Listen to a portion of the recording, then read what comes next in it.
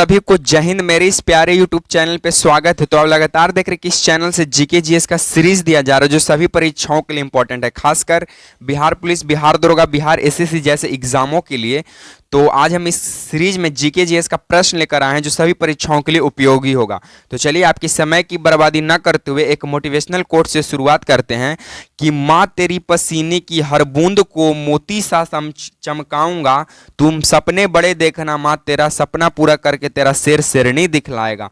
माँ तेरे पसीने की हर बूंद को मोती सा चमकाऊंगा, तुम सपने बड़े देखना, माँ पूरा करके तेरा शेर शेरनी दिखलाएगा। तो इसी ठान के साथ, इसी उम्मीद के साथ हम समय की बर्बादी न करते हुए सवालों की ओर आगे बढ़ जाते हैं। उससे पहले ये कौन कौन से परीक्षाओं के लिए इंपॉर्टेंट होगा, तो ये सभी परीक्षाओं के लिए उपयोगी है, खासकर BPSC teacher, Bihar police, Bihar दरोगा, बिहार एसएससी जैसे एग्जामों के लिए। तो चलिए सबसे पहला सवाल से शुरुआत करते हैं। इसको थोड़ा जूम कर लेते हैं। देखिए सबसे पहला आपका सवाल क्या कहता है कि ब्लड क्लॉटिंग प्रोटीन है, यानी ब्लड को कौन थक्का जमा देता है, कौन सा प्रोटीन। तो समझ जाइए, ब्लड क्लॉटिंग जो है विटामिन एक होता है। तो ब्लड क्लॉटिंग विटामिन कौन सा है, तो विटामिन के। ब्लड क्लॉटिंग विटामिन कौन सा है, के। और ब्लड क्लॉटिंग प्रोटीन कौन सा है, ऑप्शन ए है thrombin, option B fibrin, option C fibrinogen, option D heparin. तो देखिए ब्लड क्लॉटिंग प्रोटीन जो है वो थ्रोम्बिन भी है, फाइब्रिन भी है और फाइब्रोनोजन भी है। ये तीनों ब्लड क्लॉटिंग प्रोटीन है।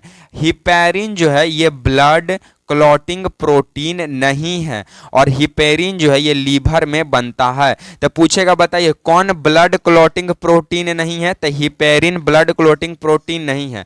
तो हिपेरिन कहाँ बनता है, तो हिपेरिन लीवर में बनता है।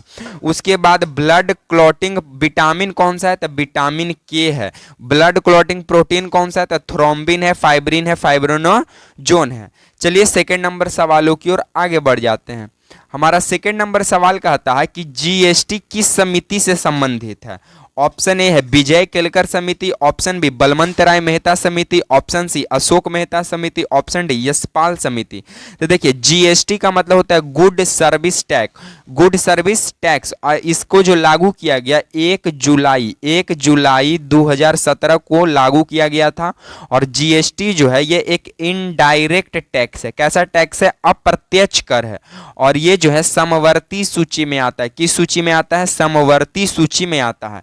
और जीएसटी जो है किस समिति से संबंधित है, तो विजय केलकर समिति से संबंधित है। जीएसटी की स्थापना 1 जुलाई 2017 को होता है। जीएसटी एक इनडायरेक्ट टैक्स है, यानी अप्रत्यक्ष कर है। जीएसटी को समवर्ती सूची में शामिल किया गया है। साथ में जो बलवंत राय मेहता समिति है ये त्रिय पंचायती राज व्यवस्था से संबंधित है। 3 स्तरीय पंचायती राज व्यवस्था से कौन सा समिति संबंधित है, तो बलवंत राय मेहता समिति। अशोक मेहता समिति जो है ये 2 स्तरीय पंचायती राज व्यवस्था से संबंधित है। कौन, अशोक मेहता समिति। और ये जो यशपाल समिति है, यशपाल समिति किससे संबंधित है, तो यशपाल समिति जो है ये शिक्षा से संबंधित है। किससे संबंधित है, शिक्षा से संबंधित है। चलिए तीसरा नंबर सवालों की ओर आगे बढ़ जाते हैं। तीसरा नंबर हमारा सवाल क्या कहता है कि प्रारूप समिति के अध्यक्ष कौन थे। ऑप्शन ए है Pandit Jawaharlal Nehru, option B doctor Rajendra Prasad, option C doctor BR Ambedkar, option D कोई नहीं। तो देखिए प्रारूप समिति को ही ड्राफ्ट कमेटी बोला गया। अब प्रारूप समिति का जो गठन है ये किया गया था 29 अगस्त 1947। कब, 29 अगस्त 1947 को किया गया था। और इसके जो अध्यक्ष बने थे वो डॉक्टर भीमराव अम्बेडकर बने थे। और डॉक्टर भीमराव अम्बेडकर भारत के पहले कानून मंत्री भी बने थे। और डॉक्टर भीमराव अंबेडकर को भारत रत्न जो है ये 1990 में मिला। कब मिला, 1990 में मिला।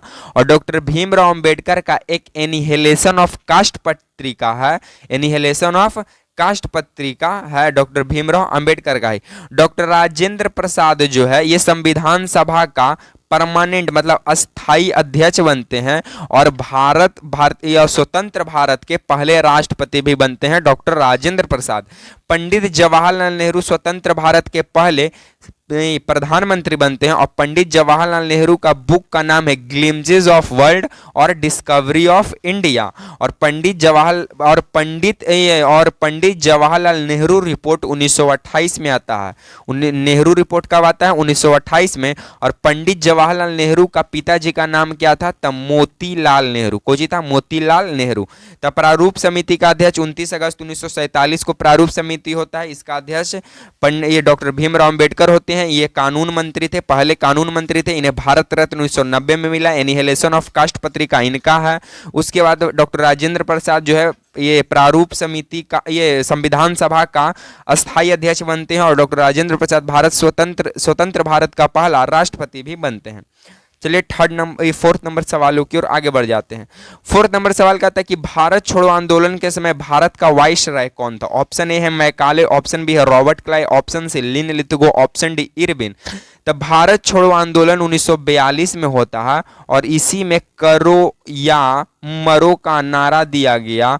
और जो इस समय 1942 में जो भारत का वाइसराय था वो था लिन लिथगो। गांधी और इरविन समझौता होता है 5 मार्च 1931 को। तो पूछेगा गांधी इरविन समझौता कब हुआ? तब 5 मार्च 1931 को। या फिर पूछ देगा कि सविनय अवज्ञा आंदोलन के समय भारत का वाइसराय कौन था? तो इरविन था। मैकाले जो है भारत में अंग्रेजी शिक्षा को लागू किया। भारत में अंग्रेजी शिक्षा को कौन लागू किया? मैकाले। रॉबर्ट क्लाइव ये जो था ये बंगाल का पहला जो है गवर्नर बनता है, रॉबर्ट क्लाइव। चलिए आगे बढ़ जाते हैं। 55 नंबर हमारा सवाल कहता है कि लखनऊ समझौता कब हुआ? ऑप्शन ए है 1917 में, ऑप्शन बी 1916 में, ऑप्शन सी 1915 में, ऑप्शन डी 1919 में। तो लखनऊ समझौता 1916 में होता है। और लखनऊ समझौता का जो अध्यक्ष होते हैं वो होते हैं अंबिका चरण मजमूदार। अंबिका चरण मजमूदार होते हैं। और लखनऊ समझौता में नरम दल और साथ में गरम दल दोनों एक साथ पार्टी मिल जाता है। कब? 1916 में। 1917 में क्या होता है? तो चंपारण सत्याग्रह होता है। चंपारण सत्याग्रह 1917 में। 1915 में 9 जनवरी 1915 को गांधी जी दक्षिण अफ्रीका से लौट कर आते हैं, इसलिए 9 जनवरी को हम लोग प्रवासी दिवस के रूप में मनाते हैं। और 1915 में ही साबरमती आश्रम की स्थापना होता है।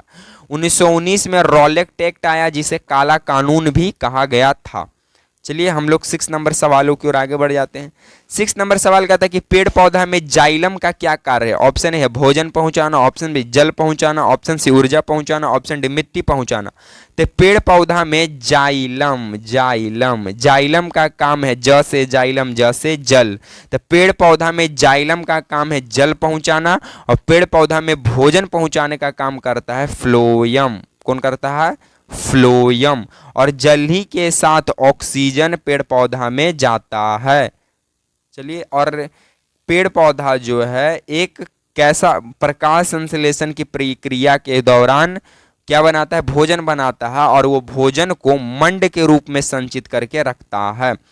चलिए हम लोग आगे बढ़ जाते हैं 7 नंबर सवाल की ओर। 7 नंबर सवाल कहता है कि सेबी का गठन कब हुआ? देखिए सेबी, ACBI, इसका मुख्यालय कहाँ है? तो इसका मुख्यालय मुंबई है। इसका मुख्यालय कहाँ? मुंबई है।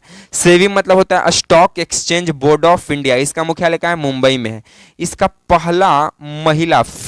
पहली महिला अध्यक्ष बनी माधवीपुरी बुच। कौन? माधवीपुरी बुच। और सेबी का जो गठन है 1988 में होता है और ये एक वैधानिक संगठन है। कैसा संगठन है? वैधानिक संगठन है। 1942 में भारत छोड़ो आंदोलन होता है। उसके बाद 1975 में इमरजेंसी लागू किया गया था भारत के अंदर, यानी आपातकाल लागू किया गया था भारत के अंदर। किसके वजह से? तब ये संपूर्ण क्रांति की वजह से। किसके वजह से? संपूर्ण क्रांति की वजह से। लगाया कौन था? तो उस समय लगाई थी प्रधानमंत्री के कहने पर उस समय के राष्ट्रपति लगाए थे। इनका नाम था फखरुद्दीन, शायद फखरुद्दीन नाम था। उन्होंने ही इमरजेंसी लगवाया था इंदिरा गांधी के समय, इंदिरा गांधी के कहने पे भी साथ में। और गरीबी हटाओ का नारा भी नारा इंदिरा गांधी ही दिए थे।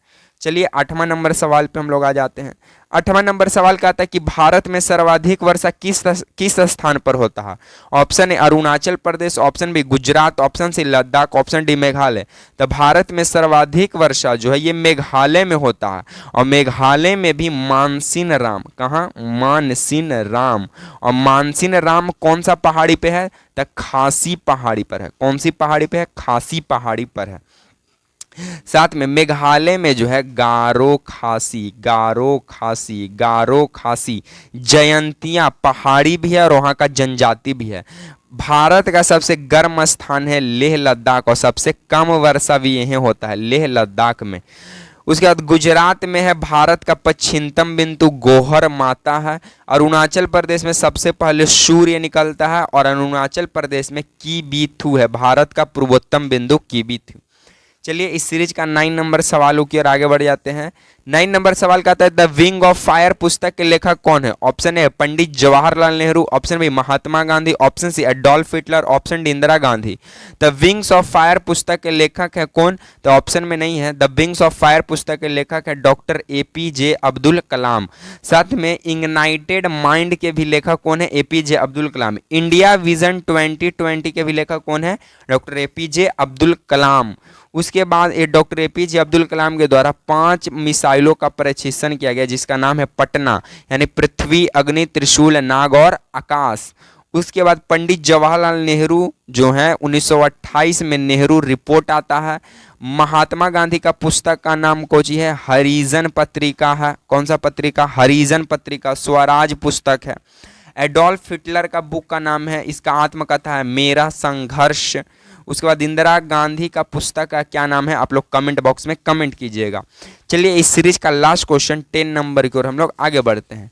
10 नंबर हमारा सवाल कहता है कि विजयनगर किस नदी के किनारे स्थित है? ऑप्शन ए है गंगा, ऑप्शन बी है ब्रह्मपुत्र, ऑप्शन सी है तुंगभद्र नदी, ऑप्शन डी है गोदावरी नदी। तो आप लोग कमेंट बॉक्स में कमेंट कीजिएगा कि विजयनगर किस नदी के किनारे स्थित है, और विजयनगर साम्राज्य की स्थापना कौन किया, और विजयनगर के संस्थापक कौन है।